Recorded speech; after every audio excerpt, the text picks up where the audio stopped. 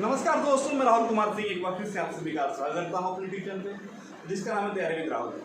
दोस्तों, पिछले अध्याय में या पिछले वीडियो में मैंने आपको बताया था कि भारत का प्राचीन इतिहास हम किस प्रकार से स्मरण कर सकते हैं, और उसको स्मरण करने का मैंने तरीका ये बताया था आपको कि अगर हम उसको चरणबद्ध तरीके से पढ़ते हैं तो हमारे दिमाग में लंबे समय तक याद रह सकता है। इस कड़ी में दोस्तों आज की वीडियो में आपको बताऊंगा कि भारत का प्राचीन इतिहास जानने के क्या क्या स्रोत हैं और उन स्रोतों के आधार पर ही हम अध्ययन कर पाते हैं भारत के प्राचीन इतिहास का। तो दोस्तों आइए आज का वीडियो शुरू करते हैं, जो कि है भारत का प्राचीन इतिहास जानने के क्या क्या स्रोत हैं। तो दोस्तों भारत के प्राचीन इतिहास जानने के मुख्यतः 3 स्रोत माने जाते हैं। इसमें पहला स्रोत है साहित्यिक स्रोत, दूसरा है पुरातात्विक स्रोत और तीसरा है विदेशी यात्रियों का विवरण। दोस्तों भारत के इतिहास के जानने के संदर्भ में विदेशी यात्रियों का विवरण अति महत्वपूर्ण हो जाता है, क्योंकि भारत में विभिन्न समय पर अलग अलग समय पर विभिन्न देशों के लोग और यात्री यहाँ पे आते रहे हैं, जिन्होंने अपने अलग अलग मत दिए हैं और यहाँ पे जो साम्राज्य था अब उस काल में उसके बारे में इन्होंने विवरण दिए हैं। लेकिन दोस्तों इससे पहले आइए हम जानते हैं कि भारत के इतिहास जानने के स्रोत में साहित्यिक स्रोत और पुरातात्विक स्रोत आखिर है क्या चीज़। तो दोस्तों साहित्यिक स्रोत जो है वो 2 प्रकार का होता है, एक है धार्मिक स्रोत और एक है लौकिक साहित्य या लौकिक स्रोत।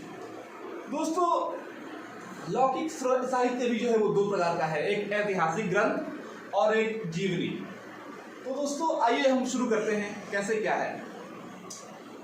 साहित्यिक स्रोत में दोस्तों 2 प्रकार के हैं, धार्मिक और लौकिक साहित्य। धार्मिक स्रोत भी है दोस्तों वो 2 भागों में बढ़ जाता है। 2 भागों में बढ़ने का उसका कारण है मैं आपको बताऊंगा। एक है ब्राह्मण ग्रंथ और एक है ब्राह्मणेतर ग्रंथ। दोस्तों हिंदू धर्म से जो चीज संबंधित थी वो ब्राह्मण धर्म था, लेकिन भारत के प्राचीन इतिहास में 3 धर्मों का उल्लेख मिलता है, एक ब्राह्मण धर्म और इसके अलावा 2 धर्म थे। ब्राह्मणेतर का अर्थ क्या होता है दोस्तों, ये 2 चीज से बना है, ब्राह्मण प्लस इतर। इतर का अर्थ होता है अलग, यानी कि जो धर्म ब्राह्मण धर्म से अलग है वो ब्राह्मणेतर धर्म कहलाया। इसके भी 2 भाग हैं दोस्तों, एक बौद्ध और एक जैन। तो आइए देखते हैं दोस्तों ब्राह्मण धर्म में जो है हमको जानने को मिलता है कि आखिर हम किस प्रकार से ब्राह्मण धर्म का जानकारी प्राप्त कर सकते हैं। तो उसको ब्राह्मण धर्म के बारे में जानकारी प्राप्त करने के मुख्यतः ये साधन थे, एक है वेद। दोस्तों वेद 4 प्रकार के होते हैं, जैसा कि आपको पता होगा, ऋग्वेद, यजुर्वेद, सामवेद और अथर्ववेद। इसके बाद ब्राह्मण ग्रंथ है दोस्तों सभी वेदों के साथ। इसके बाद ब्राह्मण ग्रंथ। ब्राह्मण ग्रंथों की रचना क्यों हुई दोस्तों? ब्राह्मण ग्रंथों की रचना इसीलिए हुई थी कि हम वेदों को जान सकें, क्योंकि वेद जनमानस का रूप नहीं था। जनमानस का मेरा अर्थ क्या है दोस्तों, वो आम बोलचाल में नहीं था, वो आम लोगों को समझ में आने के लिए कहीं ना कहीं ब्राह्मण ग्रंथों का जो है इसका रचना हुआ। इसके बाद आरण्यक। दोस्तों आरण्यक का अर्थ क्या होता है? आरण्यक जो है वो आरण्य शब्द से बना है। आरण्यक जो है वो आरण्य शब्द से बना है, और आरण्यक का अर्थ होता है ऐसी रचना जो कि जंगल में हुई हो। इसके बाद है उपनिषद। दोस्तों उपनिषद का जो अर्थ होता है वो होता है किसी के समीप बैठकर ज्ञान प्राप्त करना, यानी कि जब गुरु के पास शिष्य बैठकर ज्ञान प्राप्त करता था वो उपनिषद कहलाया। और उपनिषदों की संख्या कितनी है? 108 है, और आरण्यक कितने हैं? 7 हैं। इसके बाद दोस्तों बात करते हैं स्मृति ग्रंथ की। दोस्तों प्राचीन इतिहास के बारे में जानने के लिए स्मृति ग्रंथ भी बहुत महत्वपूर्ण हो जाता है, क्योंकि स्मृति ग्रंथ में हम जानते हैं कि उस समय का सामाजिक नियम क्या था, क्योंकि इंसान नियम से ही चल सकता है। जैसे आजकल हम लोगों के लिए भी नियम बनाए गए हैं कि हमें किस प्रकार से कहाँ पे क्या चीज़ करना चाहिए, और आईपीसी के तहत या भारतीय संविधान के तहत भारतीयों को किस प्रकार से रहना चाहिए, वही चीज़ उस समय रहा होगा। स्मृति ग्रंथों में इसका उल्लेख किया गया है। इसके बाद दोस्तों महाकाव्य हैं। महाकाव्य भारत के 2 हैं, एक रामायण है और दूसरा है महाभारत। फिर है पुराण। दोस्तों पुराणों की संख्या 18 है, और सबसे पुराना हमारा पुराण जो है वो मत्स्य पुराण है, जिसमें विष्णु जी के 10 अवतारों की चर्चा की गई है। दोस्तों इसके बारे में हम विस्तृत से जानने का प्रयास करेंगे, जो कि अगले वीडियो में हमारे साथ होगा। फिर बात करते हैं ब्राह्मणेतर धर्म की। दोस्तों ब्राह्मणेतर धर्म में भी दो धर्म था, एक बौद्ध धर्म था और एक जैन धर्म था। तो आइए हम बात करते हैं बौद्ध धर्म की। बौद्ध धर्म में दोस्तों जो महत्वपूर्ण थे उसमें था एक त्रिपिटक। दोस्तों त्रिपिटक जो है वो दो शब्दों से बना है, एक है त्रि प्लस पिटक। दोस्तों त्रि का अर्थ तो आप सब जानते होंगे तीन होता है, लेकिन पिटक का अर्थ होता है टोकरियां। टोकरियां किस प्रकार की? ज्ञान की टोकरियां, यही त्रिपिटक का अर्थ है। और उसकी टोकरियां कौन कौन सी हैं? एक है सुत्त पिटक, एक है विनय पिटक और एक अभिधम पिटक है। दोस्तों इसके बाद है जातक ग्रंथ। जातक ग्रंथ में दोस्तों बात की गई है बुद्ध जी के अवतारों की या उनके पूर्व जन्मों की, उसमें जो है बात की गई है, जो कि हिंदू धर्म में ऐसा लगता नहीं है, लेकिन बौद्ध धर्म ऐसा मानता है कि बुद्ध जी के जो पूर्व जन्मों की जो है उसमें उल्लेख किया गया है। इसके बाद दोस्तों बात करते हैं मिलिंद पन्हों की।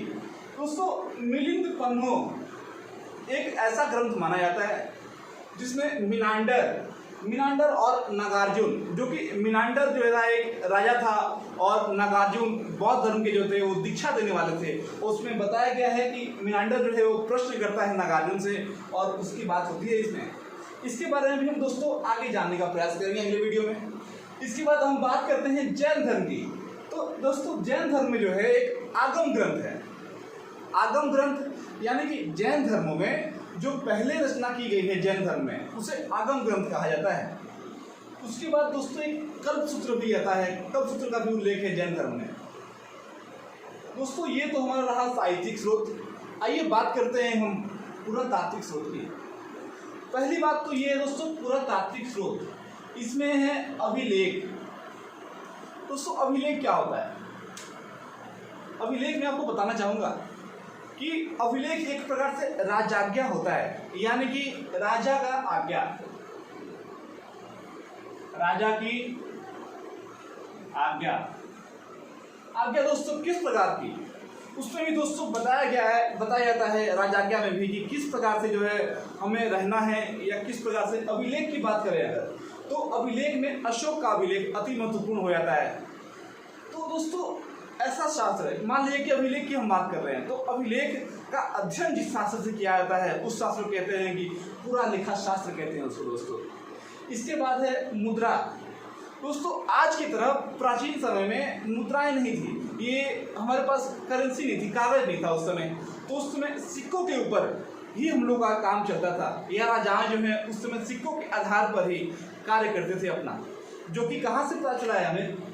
पुरातात्विक स्रोत से पता चला है और उत्खनन से पता चला है कि उस समय मुद्रा चल रहा होगा। इसके बाद है भवन स्मारक। दोस्तों भवन स्मारक की अगर हम बात करें तो एक जगह है अरिकामेडु, जो कि दक्षिण भारत में स्थित है। वहां से हम पाते हैं कि रोमन बस्तियां थी वहां पे। कहाँ पे? अरिकामेडु में। फिर दोस्तों हम बात करते हैं कलाकृतियां की। कलाकृतियां में दोस्तों दो चीजें आती हैं, एक होती है मूर्तियां,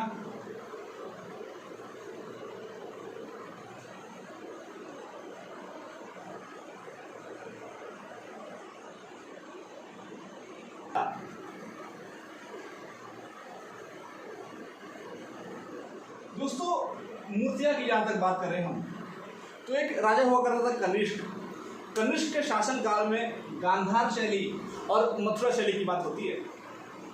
इसके बाद दोस्तों हम बात करें चित्रकला की, तो हमें पता चला है कि अजंता की जो गुफाएं हैं वहाँ से चित्रकला के बारे में पता चलता है हम लोग। दोस्तों ये तो रहा साहित्यिक स्रोत और पुरातात्विक स्रोत। आइए अब हम बात करते हैं विदेशी यात्रियों का विवरण।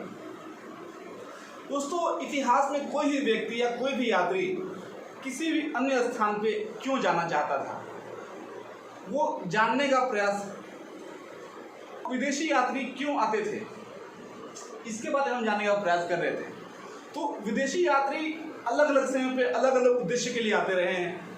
आइए हम बात करते हैं यूनानी रोमन।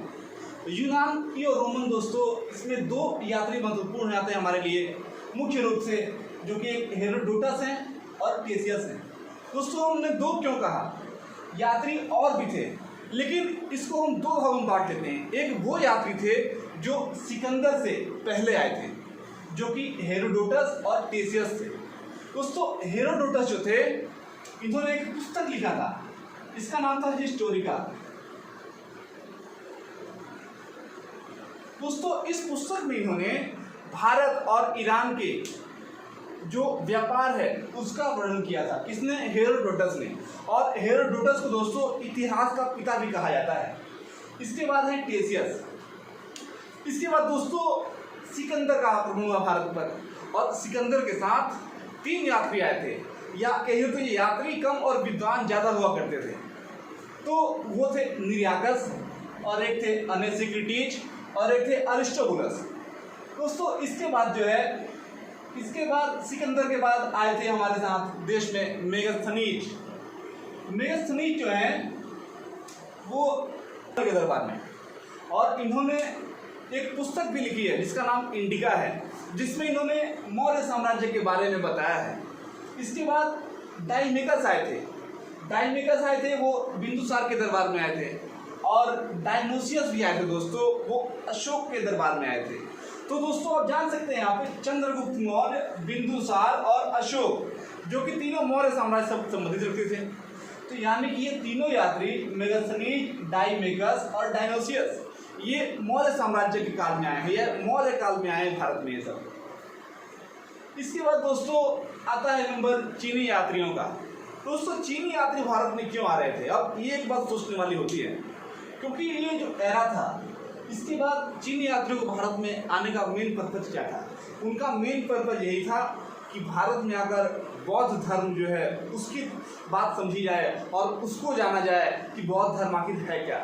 तो इसी क्रम में दोस्तों पहले आए थे फाहियान। फाहियान दोस्तों आए थे चंद्रगुप्त द्वितीय के दरबार में। इसके बाद युनसुंग आए थे। इसके बाद आए थे वेनसांग। दोस्तों वेनसांग जो आए थे, ये आए थे हर्षवर्धन के दरबार में। हर्षवर्धन के दरबार में आए थे, और इन्होंने एक पुस्तक लिखी थी जिसका नाम था सी यू की। दोस्तों इसके बाद आए थे इत्सिंग, जो कि एक चीनी यात्री थे, और मुख्य रूप से कहें तो चीनी यात्री थे ये अंतिम रूप से। इसके बाद भी चीनी यात्री आए थे, लेकिन उसका उल्लेख हमें उतना नहीं मिलता है जो कि इत्सिंग का मिलता है। दोस्तों इसके बाद भारत में अरबों का आक्रमण हुआ। अरबों का आक्रमण जब हुआ तो मैंने आपसे क्या कहा था? मैंने आपसे यही कहा था कि जो भी राजा हुआ करते थे पहले, वो जब किसी देश पर आक्रमण करते थे तो अपने साथ कुछ विद्वानों को लेकर चलते थे। वो विद्वान क्या करते थे? वो विद्वान जो है अपनी टिप्पणियां दिया करते थे उस साम्राज्य के बारे में, और वो जानने का प्रयास करते थे, या उसका लेख लिखते थे, और उसको भविष्य में इस्तेमाल करने के लिए। तो उसी क्रम में एक सुलेमान थे और एक अल-बरूनी थे, जो कि अरबी लेखक थे, अरबी यात्री थे भारत के संदर्भ में। दोस्तों ये तो हमारा आज का वीडियो रहा, और इसके बारे में हम आगे विस्तृत रूप से चर्चा करेंगे दोस्तों। तो आज का वीडियो हमारा आपको कैसा लगा, इसके लिए हमें सब्सक्राइब कीजिए, लाइक कीजिए और कमेंट कीजिए। तब तक के लिए धन्यवाद।